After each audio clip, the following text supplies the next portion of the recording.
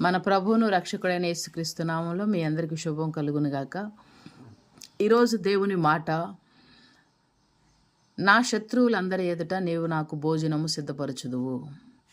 అవును బిడ్డలారా, మనకు శత్రువులు అనేకములుగా ఉండొచ్చు, అనేకమైన వారుగా ఉండొచ్చు. కొన్నిసార్లు మన ఆరోగ్యం మనకు శత్రువుగా ఉండొచ్చు, మన ఆర్థిక పరిస్థితి మనకు శత్రువుగా ఉండొచ్చు, మన సమస్యలే మనకు శత్రువులుగా ఉండొచ్చు, లేదా మన అధికారులు మనకు శత్రువులుగా ఉండొచ్చు, మన చుట్టూనున్నవారు మనకు శత్రువులు అయ్యి ఉండొచ్చు, మన ఇంటివారు మనకు శత్రువులుగా ఉండొచ్చు. అయినా ప్రభు అంటున్నాడు, వారందరి ఎదుట, వాటి ఎదుట నేను నీకు విందు భోజనం సిద్ధపరుస్తాను.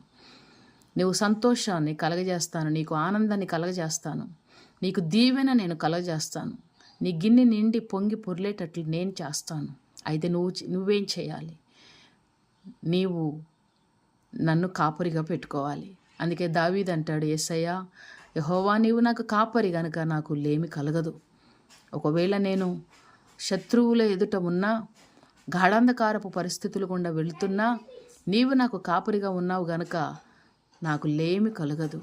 బిడ్డ, నీవు దేవునిని కాపరిగా ఉంచుకుంటే, దేవునిని నడిపించినట్లుగా నడవడానికి ఇష్టపడితే, దేవుడు నీతో మాట్లాడినట్లుగా నీవు నడవడానికి ఇష్టపడితే, ఆయన ఒకవేళ నువ్వు ఎటువంటి పరిస్థితులు గుండా వెళుతున్నా ఆయన నిన్ను ఆదరిస్తాడు, బలపరుస్తాడు. అంత మాత్రమే కాదు, శత్రువుల ఎదుట నీకు భోజనాన్ని సిద్ధపరుస్తాడు.